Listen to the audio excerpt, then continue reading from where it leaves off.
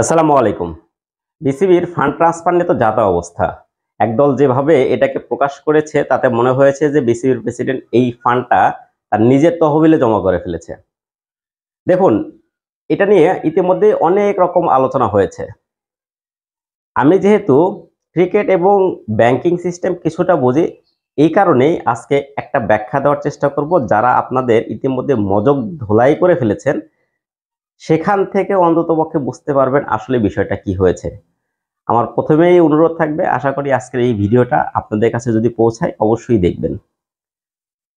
এখানে দুইটা বিষয় নিয়ে আলোচনা করব। প্রথমত হচ্ছে অনুমোদনহীনভাবে ফান্ড ট্রান্সফার, এবং দ্বিতীয় বিষয় হচ্ছে দুর্বল ব্যাংক থেকে সবল ব্যাংক বা সবল ব্যাংক থেকে দুর্বল ব্যাংকে ফান্ড ট্রান্সফার হয়েছে। প্রথম বিষয় হচ্ছে অনুমোদনহীন। দেখুন, যে ফান্ডটা ট্রান্সফার হয়েছে সেটা কিন্তু এসসিবি মানে স্ট্যান্ডার্ড চার্টার্ড ব্যাংকের কোনো অ্যাকাউন্ট থেকে ফান্ড ট্রান্সফার হয়নি। স্ট্যান্ডার্ড চার্টার্ড ব্যাংকের কথা এই কারণেই বলছি, অনেকদিন আগে আমার একবার একটা মিটিংয়ে দেখা হয়েছিল বিসিবির সাবেক এক এক্সিকিউটিভ ডিরেক্টর। তিনি ছিলেন বিসিবির এক্স সিএফও, তার নাম হচ্ছে সৈয়দ গোলাম আহমেদ। তিনি ওই মিটিংয়ে আমার সঙ্গে একটা পার্সোনাল বিষয় নিয়ে আলোচনা হচ্ছিল এবং তিনি বলেছিলেন যে বিসিবির তিনি সিএফও থাকার সময়ে বিসিবির মূল অ্যাকাউন্টটা কিন্তু ওই এসসিবি স্ট্যান্ডার্ড চার্টার্ড ব্যাংকে করেছিলেন এবং সেই অ্যাকাউন্টটা এখন পর্যন্ত বলবৎ রয়েছে। বিসিবির যত এফসি অ্যাকাউন্ট, এফসি ট্রানজাকশন বলেন আর আইসিসি ইভেন্ট থেকে যেসব দেনা পাওনা হয় সবগুলোই কিন্তু স্ট্যান্ডার্ড চার্টার্ডের ওই অ্যাকাউন্টে হয়ে থাকে। এই কারণে স্ট্যান্ডার্ড চার্টার্ডের কথা বলছি, কারণ স্ট্যান্ডার্ড চার্টার্ডের যদি ওই অ্যাকাউন্টটা হয়ে থাকে তাহলে হয়তো বা একক একক মানে কর্তৃত্ব কারোরই নেই এই ফান্ড ট্রান্সফার করার। কিন্তু তারপরেও যেভাবে বিষয়টা আলোচনায় এসেছে মনে হয় যে মানে বিসিবির প্রেসিডেন্ট তার মানে মোবাইল ব্যাংকিং এর অ্যাপস থেকে ফান্ড ট্রান্সফার করেছেন। বিষয়টা কিন্তু একদমই তা না।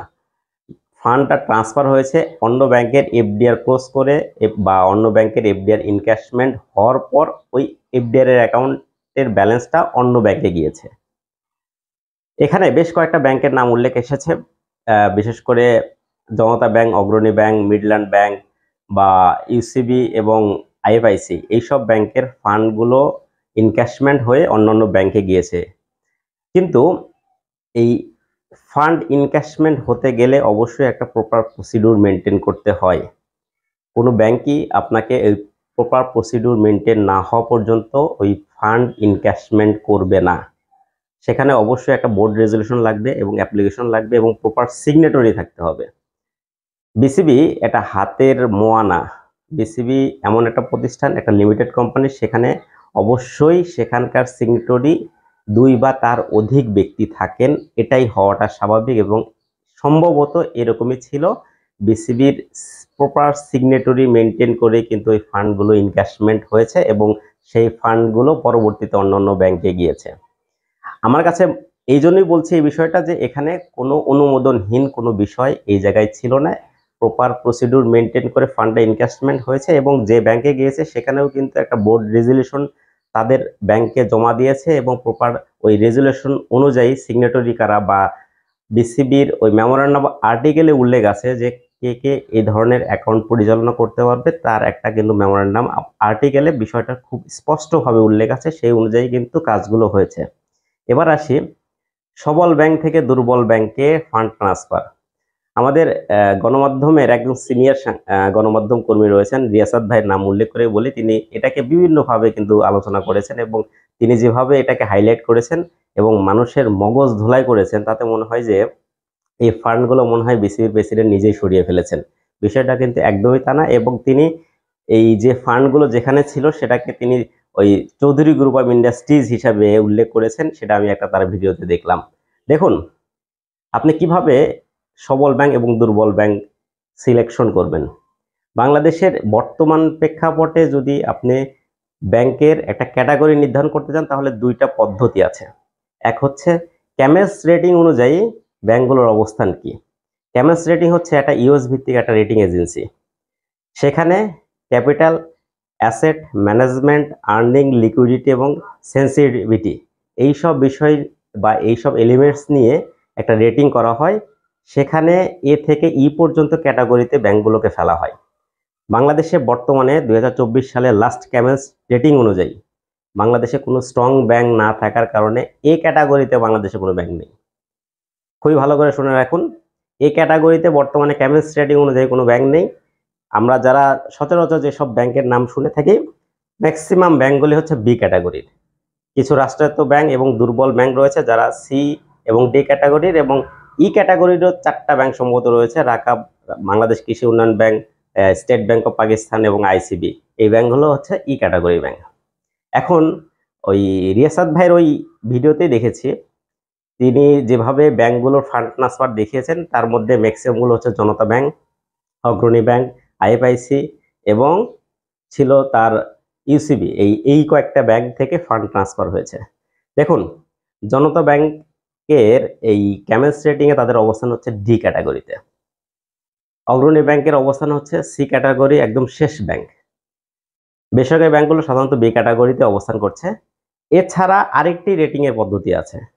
2024 সাল শেষে বাংলাদেশ ব্যাংক একটা রেটিং, একটা তাদের এনপিএল, নন পারফর্মিং ইনভেস্টমেন্টের একটা পোর্টফোলিও বের করেছে। সেখানে ব্যাংকগুলোর অবস্থান কি, এবং এটা অ্যাকচুয়াল ফিগার 2024 সাল শেষে। এ পর্যায়ে প্রথমে একটু বলে রাখি, ব্যাংকগুলোর মূল চালিকা শক্তি হচ্ছে তাদের ডিপোজিট। এই ডিপোজিটগুলো আনার পরে তারা অন্য একটা জায়গায় ইনভেস্টমেন্ট করে, সেখান থেকে যে প্রফিট আসে সেটাই কিন্তু এই ডিপোজিট হোল্ডার বলেন আর শেয়ার মালিকটা বলেন, এই ব্যাংকের যাবতীয় খরচ টরচ সেখান থেকে বহন করা হয়। এখন যে ইনভেস্টমেন্টটা করা হয়েছে সেটা আসলে প্রপার ওয়েতে চলছে কিনা, সেটা হচ্ছে সবচেয়ে ইম্পর্টেন্ট।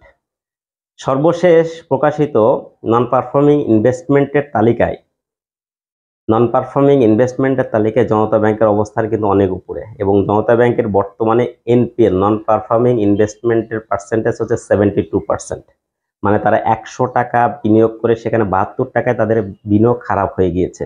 অবশ্যই সেখান থেকে ভালো রিটার্ন আসবে না, এটাই খুবই স্বাভাবিক। আইএফআইসি ব্যাংক, তাদের নন পারফর্মিং ইনভেস্টমেন্টের সংখ্যা 38%। এই যে ইউসিবি ব্যাংকের নামও দেখলাম, তাদেরও নন পারফর্মিং ইনভেস্টমেন্টের সংখ্যা হচ্ছে 12%। যেসব ব্যাংকে ফান্ড ছিল তাদের সবারই নন পারফর্মিং ইনভেস্টমেন্টের সংখ্যা হচ্ছে 10% অ্যান্ড অ্যাবভ, সিঙ্গেল ডিজিটে কারোর অবস্থান নেই। কিন্তু যে ব্যাংকে ফান্ডটা ট্রান্সফার হয়ে গেছে তাদের, মানে মেঘনা ব্যাংক এবং মধুমতি ব্যাংক, তাদের কিন্তু নন পারফর্মিং ইনভেস্টমেন্ট বা তাদের এনপিএল এর সংখ্যা কিন্তু সিঙ্গেল ডিজিটে অবস্থান করছে। এছাড়াও আরো শুনেছি যে আরো 13-14টা ব্যাংকে টাকা ট্রান্সফার হয়েছে, সেখানকার অবস্থান অবশ্যই ভালো। যেসব ব্যাংক থেকে ফান্ডটা ট্রান্সফার হয়ে গিয়েছে তাদের অবস্থান সত্যি ভালো না, এবং এই ফান্ডটা যে তিনি ট্রান্সফার করেছেন হয়তোবা অধিক প্রফিট রেট ধার্য করে, এটা অবশ্যই বিসিবির একটা ইনকাম। এর পাশাপাশি এই ফান্ডটাকে তিনি সিকিউর করেছেন। এত সময় আমরা যেসব আলোচনা শুনেছি সেখানে মনে হয়েছে যে তিনি এমন কিছু করেছেন যে ফান্ডটা হয়তোবা অন্য ব্যাংকে চলে যাওয়া মানে অন্য কোথাও মানে অনিশ্চিত হয়ে গিয়েছে। কালকেই তো দেখলাম মাহবুব আনাম, বিসিবির আয়োজন ডিরেক্টর, তিনি তাকে গণমাধ্যমের সামনে রিয়াসাত ভাই যেভাবে একের পর এক প্রশ্ন করছিলেন, সত্যি এটা খুবই বিব্রতকর, এবং আমি মনে করি তিনি অনেকটা না বুঝে প্রশ্ন করছেন। দেখুন, ফান্ডটা আমার কাছে মনে হয়েছে যে তিনি প্রপার ট্রান্সফারই করেছেন, প্রপার ওয়েতেই রয়েছে। এবং আরেকটা লাস্ট একটা বিষয় বলে রাখি, কোনো যদি কারোর সাথে, বর্তমান সময়টা হচ্ছে গিভ অ্যান্ড টেক, বিসিবির স্পন্সরশিপ এমনি তেমনি নিবে না কোনো ব্যাংক। নিতে গেলে অবশ্যই সেখানে একটা বিজনেস রিলেশন তৈরি হবে, এবং এই বিজনেস রিলেশনের অন্যতম মাধ্যমই হচ্ছে বিসিবি একটা স্পন্সর করবে, সেখানে বিসিবি অবশ্যই একটা বিসিবির কাছ থেকে ব্যাংকগুলো ডিপোজিট চাইবে। এই চাওয়াটার মাধ্যমে কিন্তু ফান্ডটা ট্রান্সফার হয়ে থাকে। এবং সর্বশেষ একটা কথা বলে রাখি, সরকারি ব্যাংকগুলো যে প্রফিট রেট দিয়েছে 8-9%, এর বাইরে স্পেশাল রেট দেওয়ার কথা না। যদিও দিয়ে থাকে সেটা অবশ্যই কোনো ব্যক্তিগতভাবে ব্যক্তি স্বার্থ নিয়ে কমিশন বাণিজ্য হয়েছে, এটা নিশ্চিত। কিন্তু যদি কোনো 10% অ্যান্ড অ্যাবভ যদি মানে ফিক্সড ডিপোজিটের রেট ডিক্লেয়ার করে থাকে বিসিবিকে, সেখানে আমার মনে হয় না কোনো এই জায়গায় ব্যক্তিগত কমিশন লেনদেন হয়েছে। যা হয়েছে সম্পূর্ণ বিসিবির ইনকাম হিসাবেই রয়েছে, এবং আগামীতে বিসিবি এখান থেকে ভালো মুনাফা অর্জন করবে। এই জন্যই এই আলোচনাগুলো করলাম। এতক্ষণ বা এই সময়ে যারা যারা আলোচনা করেছে সবাই এই পুরো বিষয়টাকে খুব একটা ভালোভাবে কিন্তু ক্লারিফাই করতে পারেনি। আমি ব্যাংকিং টার্মস অ্যান্ড মানে ব্যাংকিং সিস্টেমটাকে তুলে ধরে বোঝানোর চেষ্টা করেছি, এবং যারা আপনাদের এই মজকটা ধোলাই করেছে অন্ততপক্ষে এই আলোচনা থেকে আপনারাও নিজেরা বুঝতে পারবেন যে আসলে প্রপার সিস্টেমটা কি ছিল এবং প্রপার কাজটা কি হচ্ছে। যাই হোক, আজকের মতো এখানেই বিদায় নিচ্ছি। সবাই ভালো থাকবেন। আল্লাহ হাফেজ।